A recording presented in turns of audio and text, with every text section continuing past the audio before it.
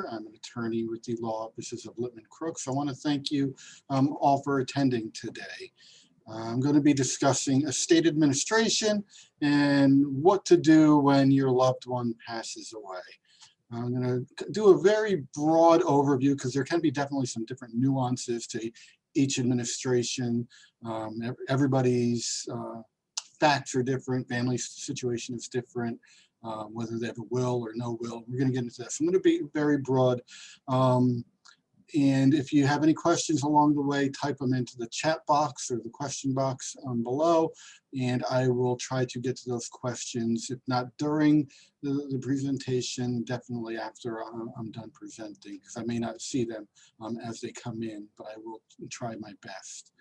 I want to thank you all for coming. We will be recording this program and posting it on our YouTube page shortly after posting, after the presentation is done. I do want to welcome you to joining our other programs too. We do these Lunch with Littman Krooks on a weekly basis every Tuesday at 12.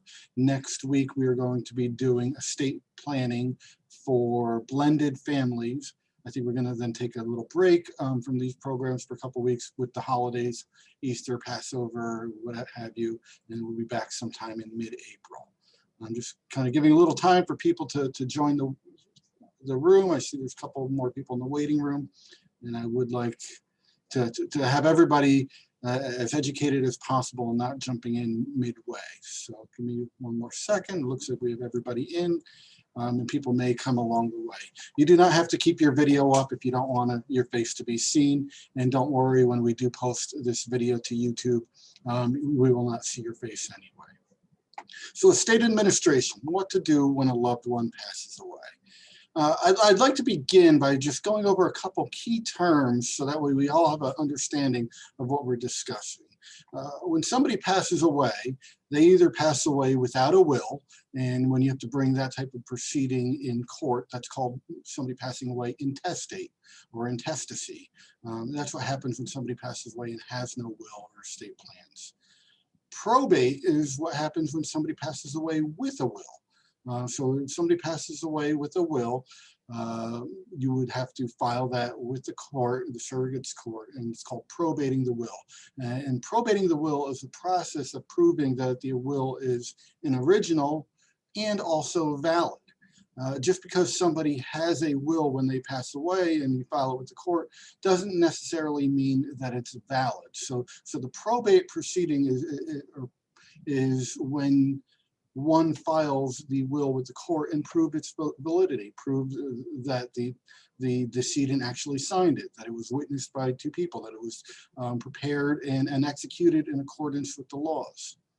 The other key term when dealing with estates is the word issue.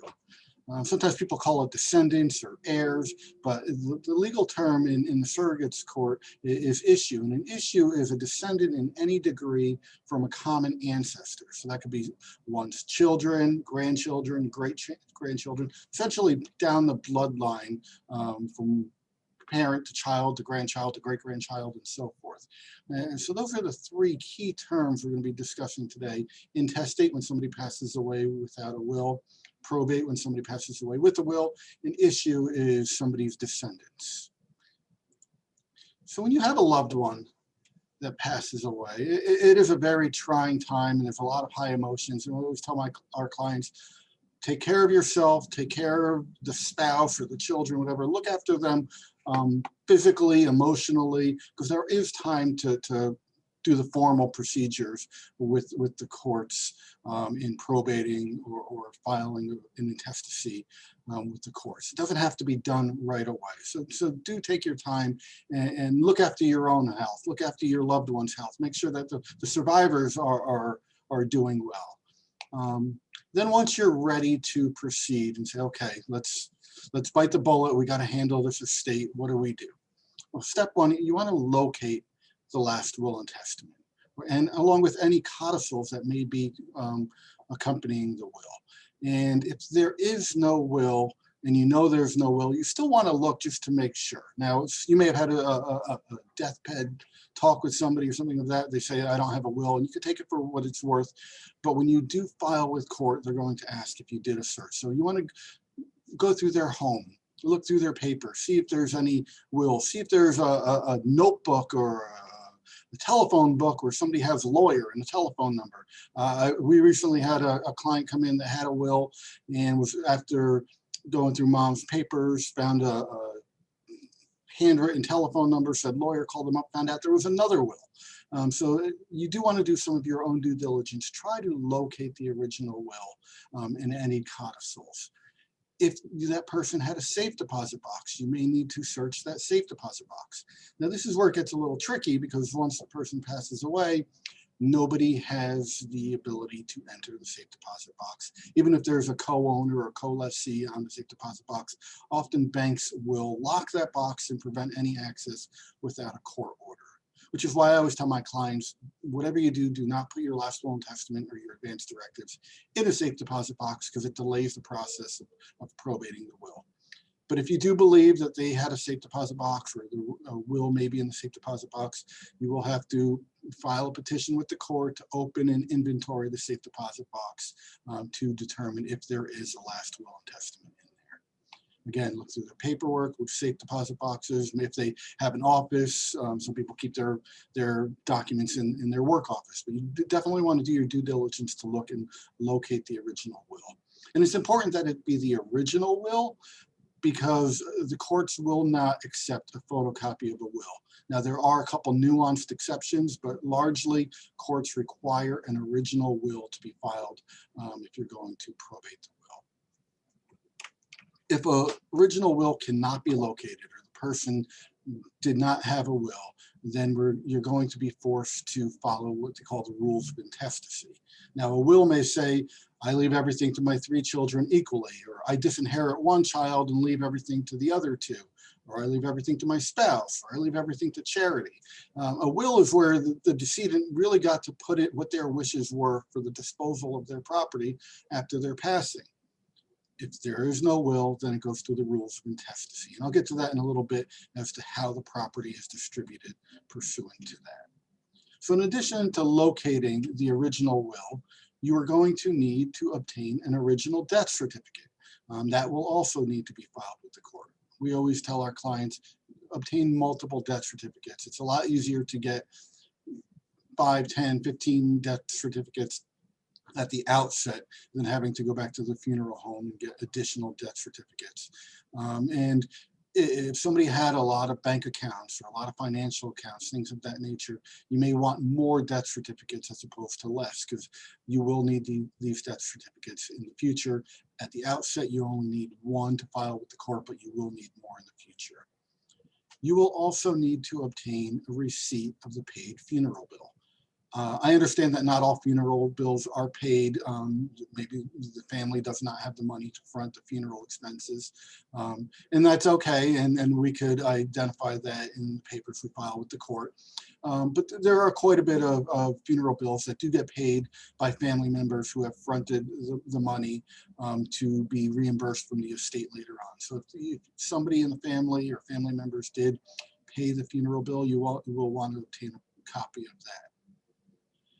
The other thing you're going to want to obtain is you're going to want to look through the decedent's papers at home. You want to look for bank statements, deeds, mortgages, credit card statements, stocks, bonds, anything that shows the assets of the person. This is going to be very vital when we go to file the estate, because when you go to file an estate with the court, you have to pay a filing fee, and the filing fee is based upon the approximate value or the estimated value of the estate. We don't want to spend more money in filing fees than we have to, because it takes a long time to get a reimbursement from the court if you paid more than you had to. You can always pay more filing fees later, but again, that involves work as well. So we do try to get a rough overall estimate as to what the value of the estate is. These documents are also important, again, because there are property that passes outside of the will or outside of the intestacy. Any accounts that may have a named beneficiary, accounts that are jointly owned, or maybe a house that's jointly owned with rights of survivorship, or transfer on death accounts, sometimes called a TOD account. Those accounts that pass what we call by operation of law, pass outside of the will, outside of intestacy, and generally pass automatically to the named beneficiary upon the decedent's death. And so those type of accounts are not included in the probate or intestacy estate, but are vital to know who's getting what money, where those assets are being passed to upon the decedent's demise. So now that we've obtained this information, we've got the original last will and testament, the original death certificate, the receipt of the paid funeral bill. We have a general understanding of where their accounts may be, bank statements, deeds, mortgages, if there's any named beneficiaries or not. We're getting a clearer picture of, okay, this is what the estate looks like. Now, I understand, look, you may not get every bank statement, or you may not have access to certain documents, and we could deal with that. But the more information we have at the outset, the clearer the picture is going further.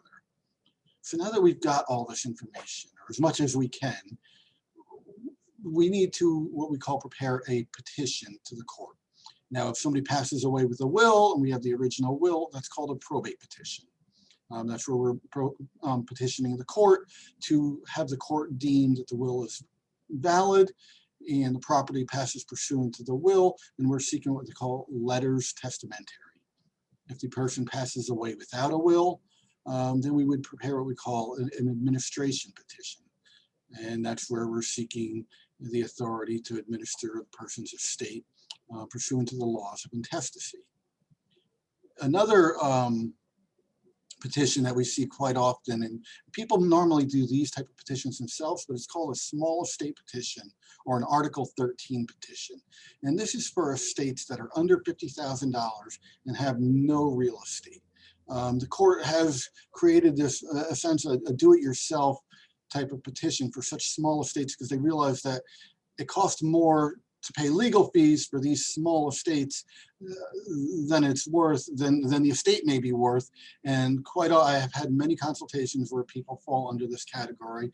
I send them a link. You could look it up on the New York State Court's website for a small estate petition or an Article 13 petition. And there is a do-it-yourself program, and people have found much success with this. Where the estates are $50,000 or more, or there's real estate, or there's very complex issues of maybe family trees or things of that nature. That's where you really would want an attorney involved to handle those type of probate petitions and administration petitions.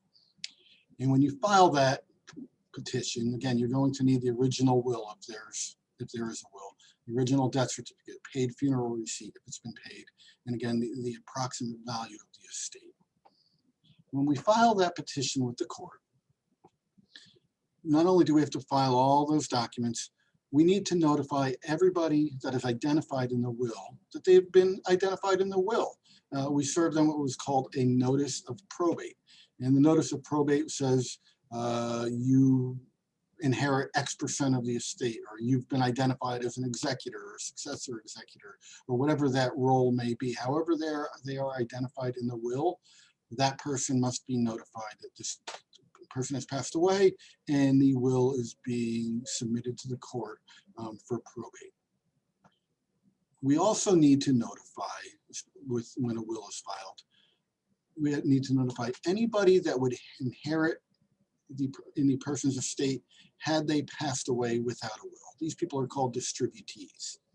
And I used the example before, mom passed away and left everything to all three children, and assuming mom only had 3 children, they are distributees of the estate because they would have taken in the estate if mom had passed away without a will, assuming mom had no spouse. However, let's say, use that same situation, mom's a widow, she's no spouse, has 3 children, disinherits one of those children, and then leaves everything to the other 2.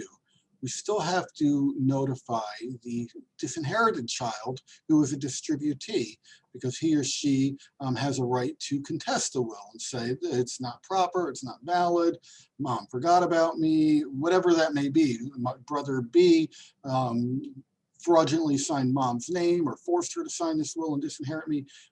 Whatever that may be, this notice gives that distributee a right to object to the will. And what this notice is for distributees, it's called a citation.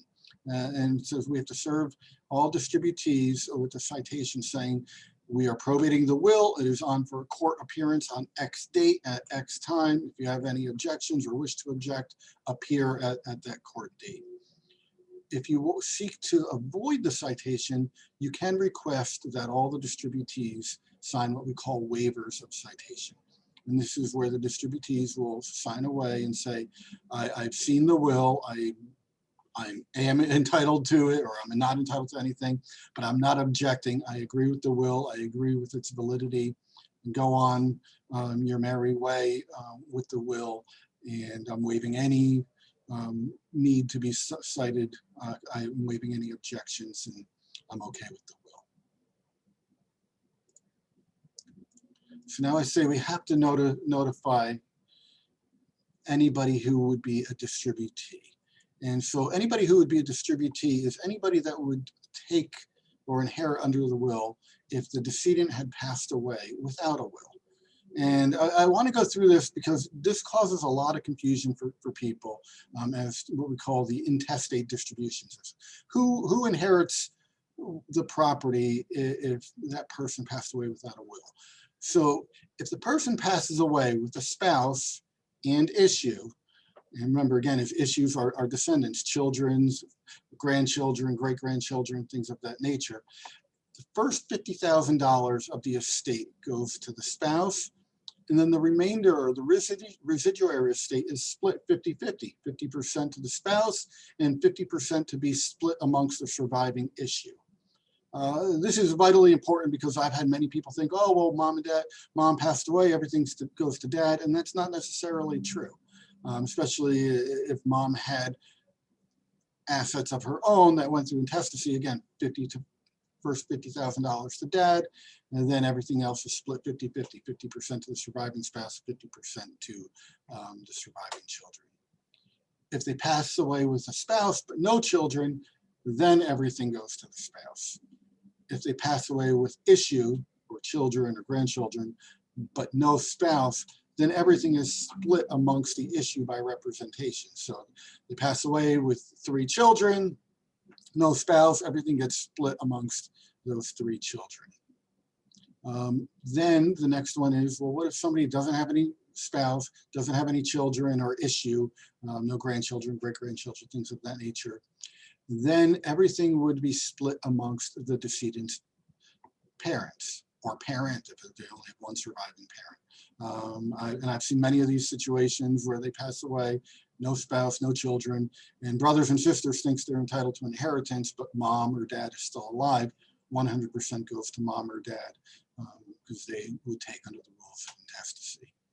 Now, assuming somebody passes away, no issue, no parents, no spouse, then that would be split amongst the issue of the parents, that being the brothers and sisters of the decedents, or even the nieces and nephews of the decedent, where maybe their sibling had passed away, or more than one of their siblings had passed away. It would be split amongst the siblings and the surviving nieces and nephews of any predeceased siblings. Now, assuming all of those people have passed away, then we would look at the grandparents or the issue of the grandparents. Issue of the grandparents would be the decedent's aunts and uncles. And then finally, you would look at the great-grandchildren of the grandparents for rules of intestacy. And that's the kind of order that the law requires the money be distributed to. And if all of those people have passed away, then the decedent's estate would go to the state of New York. And this is vital because there are people that don't have, they're the last surviving member of their family. And if they don't want the state getting their estate assets, it'd be important for them to prepare a will. So that way they could say, look, I'd like my money to go to charity or to my friend or to my neighbor or to whoever that may be. And what I do want to point out is in these rules of intestacy, you'll see I never mentioned boyfriend or girlfriend, a stepchild, a close friend, a common law husband or wife. First, there is no such thing as common law husband or wife in New York. But all of these categories, these people that are not blood relatives, they fall outside of the rules of intestacy. So if you do have a loved one that passed away, or have a close friend maybe that you know is getting elderly, or maybe not even elderly, but just looking to do their estate planning, they don't have anybody, it is important to update that will, because if there is nobody to take under the rules of intestacy, it goes to the state. If there are ways to take under the rules of intestacy, it may not be that person's wishes. So these are things we look at when we prepare in estate planning, but also we have to then come back to when we're administering the estate, because we do have to notify these people that so-and-so passed away. Under the rules of intestacy, you would inherit, and then we say, would you like to sign the waiver to allow the will to be probated or not? And at some time they may want to object or not object. Each case is different. So assuming there are no objections, everybody's okay with the will as it's written, everyone says it's valid, what have you, the court would then issue letters testamentary. That's for where there's a will, letters of administration, where there's intestacy. And that is the legal document that allows the administrator of the estate or the executor of the estate to handle the estate legally. It allows them to marshal assets, sell property, distribute property. It gives them the legal standing to step in and handle the estate. Where there is no will and it goes to administration, sometimes the court may make the administrator file a bond.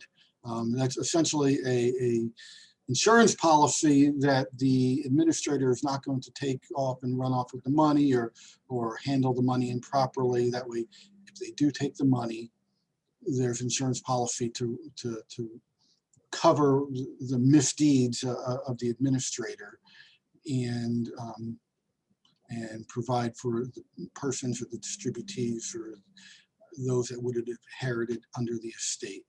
So that way they're not left high and dry. So once you have these letters and you're able to act on behalf of the will or on behalf of the estate, then one of the first things you need to do is obtain a tax ID number for the estate. This is essentially a social security number for the estate. This is the number that you would be using to file taxes, to open estate checking accounts, handle estate affairs, sell property. It is specific to the estate, and no longer should you be using the decedent's social security number. You should be using the tax ID number for the estate. Next thing, once you have that tax ID number, which does have to be obtained from the IRS, you will want to open up an estate checking account. Now, this account must be in the state of New York, so that way New York has jurisdiction over the funds of the account until the estate is finally distributed and settled. Quite often, banks require that the person be in the state of New York to open up this estate checking account. I know our firm has some very good inroads to several banks that have worked with us in allowing us to open up estate checking accounts for clients that may not be able to get to New York, especially during this pandemic. I've had to open several estate accounts where my clients are out in the West Coast or in the Midwest, somewhere of that nature. But that account does have to be opened up in the state of New York. And is required to be set up because as you start to obtain assets in the estate, you need to fund the account before those monies can be distributed. And so when we're funding that account, what we're doing is it's called marshaling assets. And this is the next step. So you obtain the tax ID number, open the checking account, then you begin to marshal assets. This is where you contact the banks or financial institutions and start to consolidate the decedent's assets and funds into an estate checking account, which can be used to pay estate administration expenses, pay taxes, pay debts, or what have you.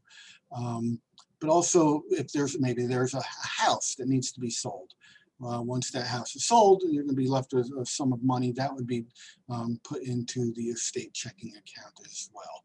And this is where all of the assets that are liquid assets of the estate are held until that money can be distributed to whoever inherits, be it the people who inherit via the will or the distributees pursuant to the rules of intestacy. As we marshal these assets, we do keep a track of what money is coming in because the court will require that we provide an inventory of these assets within 9 months of the date of the court issuing you letters administration or letters testamentary. This is the way of the court's kind of oversight to make sure that the executor or the administrator of the estate is still doing their due diligence, still doing their job and actually administering the estate, but also making sure that proper filing fees were paid. Maybe we filed a petition and said there was $250,000 in the estate, and come to find out that there's more than $250,000. There's $500,000. The court is going to want this inventory to say, okay, well, now that the estate is larger than initially thought, then you have to pay an additional filing fee. Again, this would be an expense of the estate.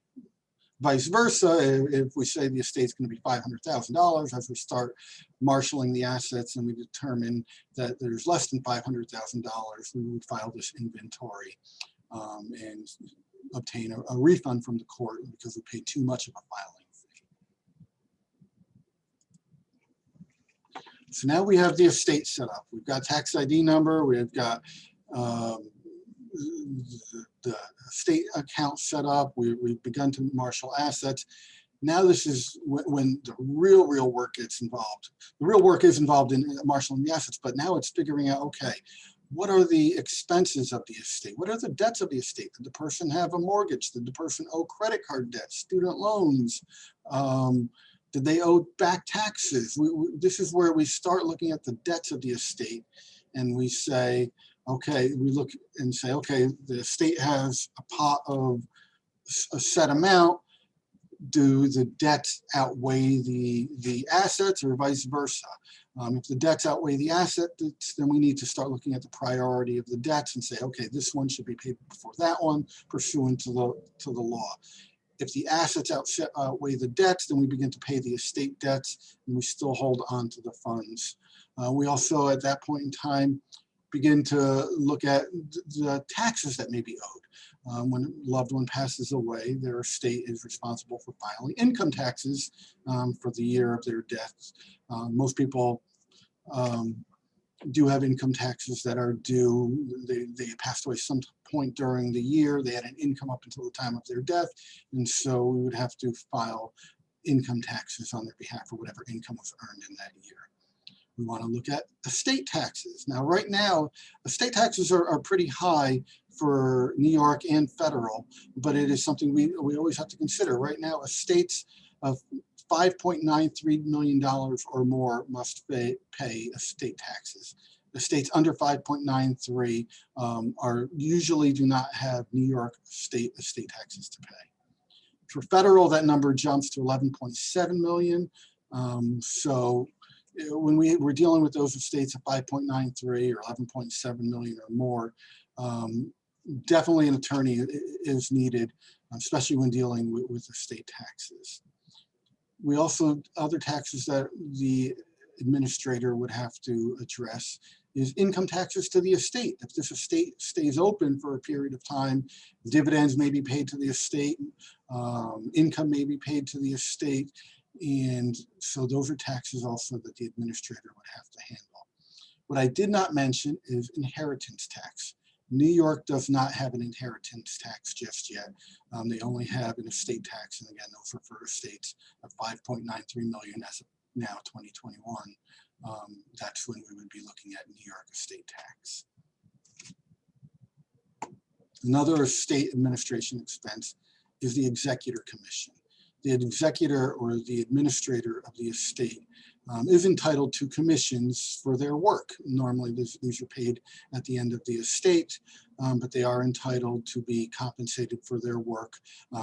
These compensations are set by statute. It's a percentage of the estate. However, quite often we see many of our clients say, I don't want to take the commission because the commission is considered taxable income to the executor or the administrator. And if the executor or the administrator is somebody that also would inherit under the will or inherit under the rules of intestacy, then they kind of scratch their head and say, why am I paying taxes and lessening my overall inheritance, and will waive their right to any commissions. But it's something you definitely want to discuss with your attorney to say, is it fruitful to waive commissions, or should I take commissions? I've had several cases where maybe the estate is insolvent. There's more debts in the estate than there are money. In that case, the executor would want to take a commission, because if they paid all the debts, they'd have no compensation for their hard work. But these are different nuances that do pop up from time to time when handling an estate, and which is why it is vital to seek professional help from a trust and estate attorney or an elder law attorney, people that do these on a daily basis. So now that we've got the estate set up, we've marshaled the assets, we've started paying estate administration expenses, paid debts, paid taxes, it's now time to consider making distributions from the estate. These are the monies that are left via the will or via the rules of intestacy. Distributions should not be made until at least 7 months have passed from the date that the court issued letters testamentary or letters of administration.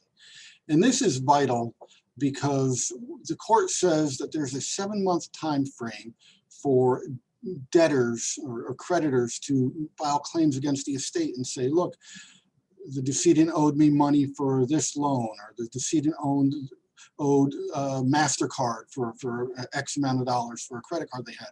Whatever these claims are that the decedent had, the court gives them 7 months to come forward with these claims.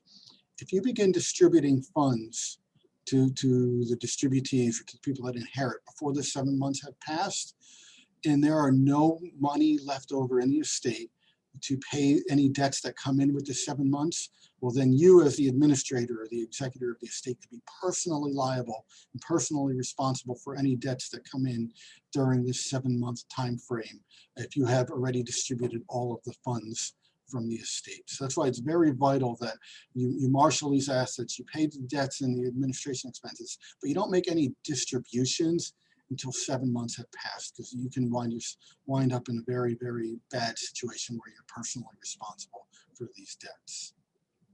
It's also vital to know what debts you could reasonably expect. You could be responsible for debts. Maybe they didn't file a claim, but you knew that there was a debt out there. Quite often I've seen many people pass away. Mom or dad was in a nursing home. They were not private paying, they were receiving Medicaid benefits. And the courts have said, look, the administrator or the executor should reasonably expect that Medicaid's going to file a claim against the estate because they're required to by statute. And maybe they didn't file it in that 7-month time frame, but if they knew that mom and dad were receiving Medicaid benefits, that's sufficient enough for Medicaid to come after the executor who distributed assets before that 7-month time frame. So we get past this 7-month time frame. We pay all debts, there's nothing on the horizon, so we start making distributions. This is where it's, again, very vital to have the assistance of a professional, because I tell my clients, don't make distributions until we obtain what is called a receipt and release from anybody that would receive an inheritance through the will or through the rules of intestacy. And this is where the person acknowledges that you provided them with an informal accounting of what was in the estate and how much they're entitled to. And that they agree with that accounting and are releasing you from any liabilities should something pop up in the future. And we require that all distributees or people who inherit sign these receipts and releases to absolve you from any liability in the future. Where you have distributees that are objecting to the accounting or refusing to sign off on the overall distribution, then we would have to file an accounting with the courts and ask the courts to approve the handling of the estate and the distribution of the estate funds. And that's called formally settling the account or settling the estate with the court. Once the court signs off or everybody's signed the receipts and releases and distributions are made, you would close the estate, pay any final expenses, and be on your merry way. And that's a very broad overview of an estate administration. Every estate is different. Every estate is treated differently, has their own set of circumstances. And I did want to go over a couple other nuances that do pop up from time to time. And then I'm going to look in the chat to begin answering any questions. One of the things that I've seen pop up quite a bit recently is people that leave a percentage of their estate to a charity. In New York, if a charity receives or multiple charities receive a percentage of the estate, the person filing the estate with the court is required to notify the New York State Attorney General, because the Attorney General has a broad overview and wants to ensure that the charities are being treated properly and everything is done on the up and up. And so this slows down the process tremendously, because every time you want to file something with the court, you also have to notify the Attorney General. They have to look at it and either approve, and they're inundated in themselves. So this does slow down the process. Another nuance that I've seen popping up lately is people that pass away with property in another state. Maybe they were domiciled here in New York, but they had vacation property in Florida or out west or something of that nature. New York courts can only handle what falls under New York jurisdiction. And so what we would have to do in those situations is we file the initial estate proceeding, be it probate or intestacy in New York. We obtain those letters from the court, and then you would have to go down to that state where the other property is located and file what is called an ancillary probate. So assuming a person had property in Florida, you get the letters of testamentary or letters of administration here in New York. You take those down to Florida, file another proceeding, an ancillary probate proceeding in Florida to then handle the Florida property. I also did want to point out again that assets that have named beneficiaries or are jointly owned with rights of survivorship generally do not pass through the will or through intestacy. And I say generally because sometimes there are beneficiaries, but those beneficiaries have passed away. So then technically those accounts don't have beneficiaries. But assets with beneficiaries are jointly owned with the rights of survivorship pass outside of the will, pass outside of intestacy, and generally pass rather quickly after one's demise. However, you still need to know the value of those assets for estate tax purposes. And those estate tax purposes, as noted before, really when we're getting in that 5.93 million or 11.7 million for federal estate taxes. And that's a very broad overview of estate administration. It is very complex and twisted. There are many other nuances to these rules.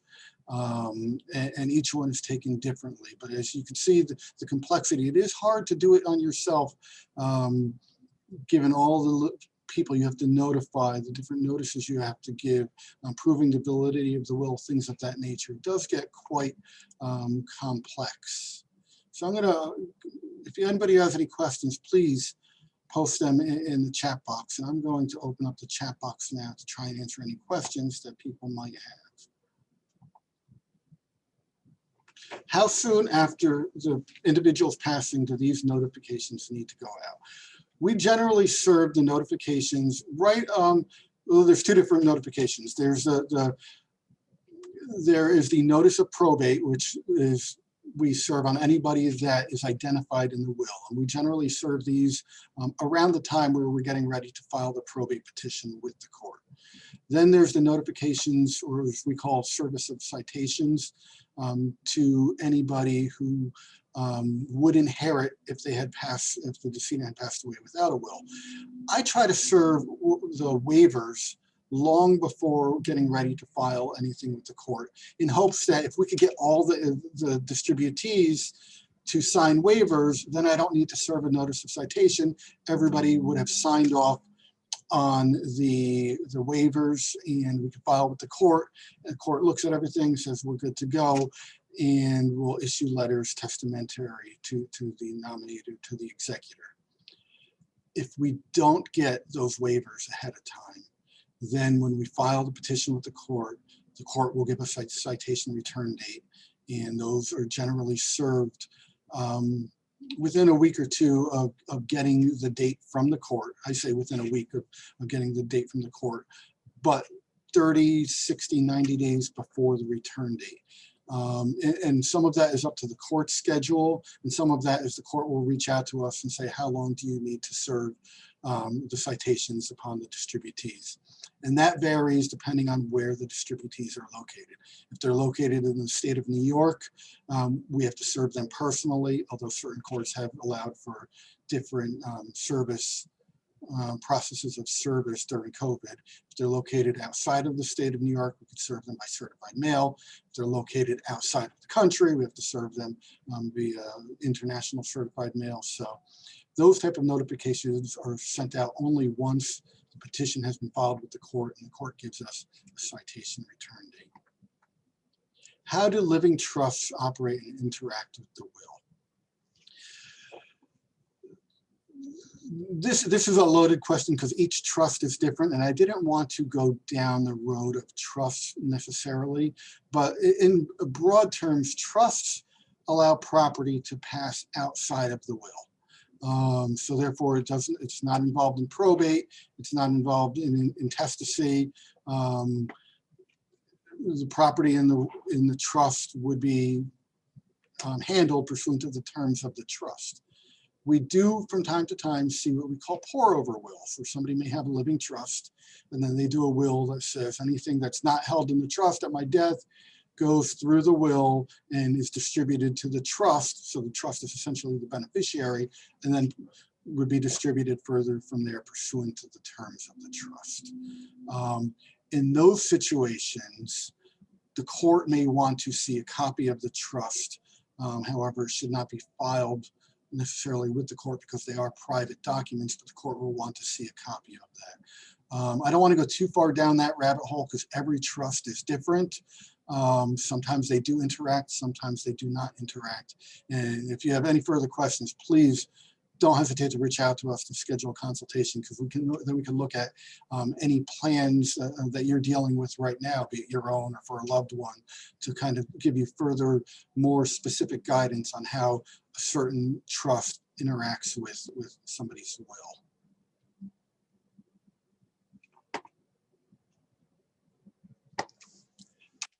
While there may not be a timeline for state administration in New York State, are there financial timelines for New York State Department of Taxation and or the IRS? Yes, estate taxes need to be filed within 9 months of the decedent's death. You can seek a 6-month adjournment of that time, but estate taxes do need to be filed within 9 months of the death. Income taxes similarly are April 15th for income taxes. They're filed along with any other income tax. Again, you can always seek to extend that time as you can with your own income taxes or things of that nature. But estate taxes 9 months, and income taxes as generally handled.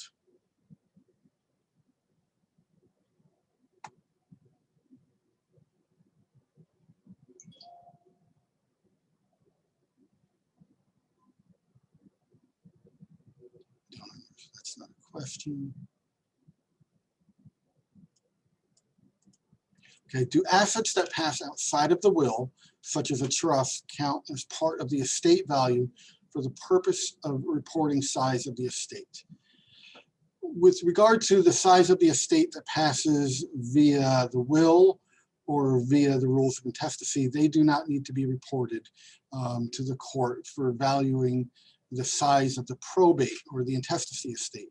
However, they are needed for reporting the size of the taxable estate if there is an estate tax owed. So you only pay filing fees based on what passes through the will or through the rules of intestacy. So the assets that pass outside of that, such as a trust or a named beneficiary, do not need to be reported, at least value-wise, when filing that probate or administration petition, but will need to be acknowledged and reported on any tax filings that are due.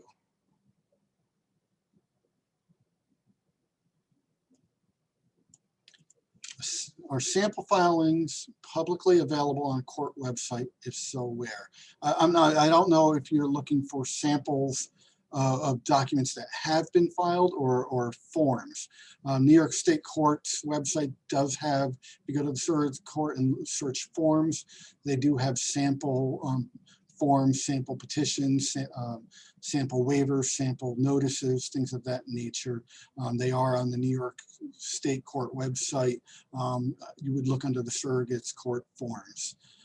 As far as documents that have already been filed, all documents or most documents that are filed with the surrogates court are public record.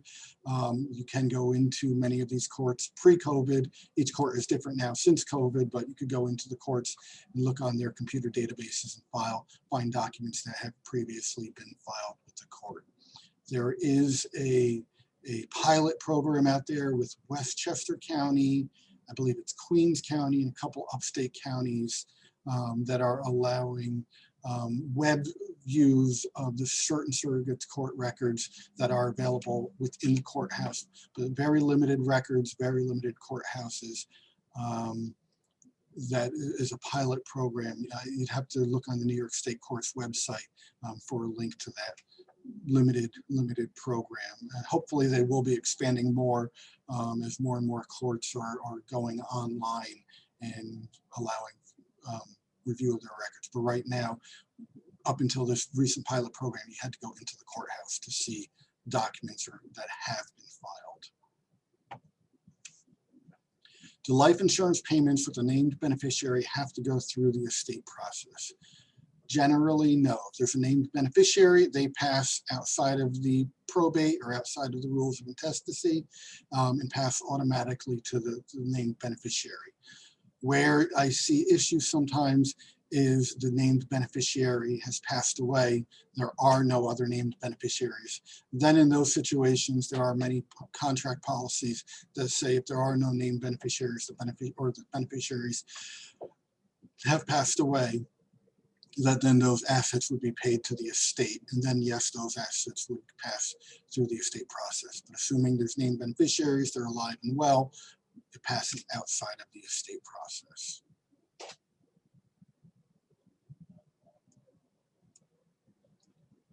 My loved one passed away earlier this month. I'm an executor, trustee. Do I have to file 2020 tax return on April 1st? And this is Dr. Tom. I need to know a little bit more about the passing, the type of trust, if the estate's been set up. I'd be more than happy to set up a consultation with you, Dr. Tom, and discuss the specifics of your question. And also there are some privileged information that we need to discuss that I don't want to or force you to share with everybody else on this Zoom. But if you want to contact our office and schedule a consultation, I'd be more than happy to discuss that specific question with you. What happens if you don't have a copy of the trust and a lawyer that made the trust is no longer in business? There are multiple ways of trying to locate a copy of this trust. Sometimes that lawyer may no longer be in business, but may have left his or her files with another practicing attorney. I'm on several different listservs where people will reach out and say, hey, looking for the last will and testament of so-and-so. We believe they worked with attorney ABC, and sometimes we find documents that way. Sometimes if there's already a trust account set open, maybe the checking account or financial account, sometimes those institutions will already have a copy of the trust. Maybe if there's been property transferred to the trust, sometimes the county may have a copy of the trust, or the tax assessor may have obtained a copy of the trust. So there are ways of trying to locate the trust. This kind of falls outside of today's discussion of administrations of the state, but there are ways of trying to locate copies of the trust. It really does involve some digging. What are the general sizes of filing fees with respect to probate assets? Now I'm going to turn my back to you because I've got my little cheat sheet here. Let me just pull it down. In New York, as I mentioned, small estate proceedings, estates of $50,000 or less and no real estate, there's a $1 filing fee. It's probably the best deal you will ever get in dealing with the New York State court system. However, for estates, and these vary, estates of less than $10,000, there's a filing fee of $45, and they go up. Generally, we're looking at estates 50 to 100,000 is $280, 100,000 to 250,000 is a filing fee of $420. Estates of 250 to 500,000 is $625, and estates of $500,000 or over is a filing fee of $1,250, and that's the highest category, is $500,000 or over. So if you're looking at $1 million estate or $20 million estate, the filing fee is still $1,250 for any estates over $500,000. What is the amount of money? What is the amount of inherited money in an estate that estate taxes don't have to be paid? Again, there is no inheritance tax. There's only estate tax. And estate tax in New York State as of 2021 starts at $5.73 million, and for federal is $11.7 million. If you're bordering that line, definitely speak to an attorney to try to figure out if there's any type of tax planning to avoid paying those taxes, especially in New York State. If you have an estate that exceeds the New York State amount, once you go over that amount, they do give you a little cushion. They give you a 5% cushion. You pay taxes from $1. So if you have an estate of $6 million, you're over that 5.73. You are going to pay estate taxes from $1, not just the little amount between 5.73 and 6 million. Would the children of a surviving sibling of a deceased need to be notified, i.e. are they distributees? Surviving sibling of a deceased. If I would need to know a little bit more about this question, Mr. Osborne, to see what the family tree looks like. If the decedent passed away with their own children, then no, you don't need to notify the nieces and nephews. But if they passed away, no spouse, no children or grandchildren, no issue, no parents, maybe some siblings, but one of the siblings predeceased, those nieces and nephews would step up into the role of their deceased parent and inherit under the rules of intestacy. So it's possible that they would to be notified, but I need to know a little bit more details about, are we talking intestacy, probate, and what the family tree looks like. Again, we'd be happy to schedule a consultation with you to discuss your situation in further detail. Susan, can you explain the Santa Claus that could prevent the New York cliff? Okay, now this gets into our more complex and larger estates in New York, as I noted before, that estates of 5.73 generally do not have to pay taxes. Once you go over, then you have to pay taxes from $1. There is an estate planning tool that some people will put in, where if they're borderline there, and that's 5.73, a little above, maybe it fluctuates depending on the market, or they're a little above. There are people who will use what we call the Santa Clause, and that's where they put a provision in their will or their trust that says any of my assets over that 5.73 or whatever that number is in the future will be distributed to a charity. So therefore it's a charitable write-off, and will bring the value of their estate back down below this 5.73, so they do not have to pay taxes on their entire estate. So it's a way of being charitably motivated, giving to a charity, getting the tax write-off, and not having to pay estate taxes. It is a more complex planning technique, and normally is done in the planning, and you will handle it in estate administration, but it would have to be there. And so I hope that answers your question. If you have any more questions about that, Susan, again, please don't hesitate to reach out to us. I don't see any further questions, and I am on, we're about 4 minutes to go, so I used up the hour. I want to thank you all for joining us, and I hope you join us for our future Lunch with Littman Krooks programs. Again, we will have a discussion next Tuesday at the same time, 12 to 1, discussing estate planning for blended families. If you have any topics that you'd like to hear about, please reach out to us. We're always trying to appease our audience and come up with new and innovative discussions that people are interested in. I thank you all for your time, and I hope to hear from some of you in the future. Have a good day and enjoy this nice weather that hopefully is coming very soon. Take care.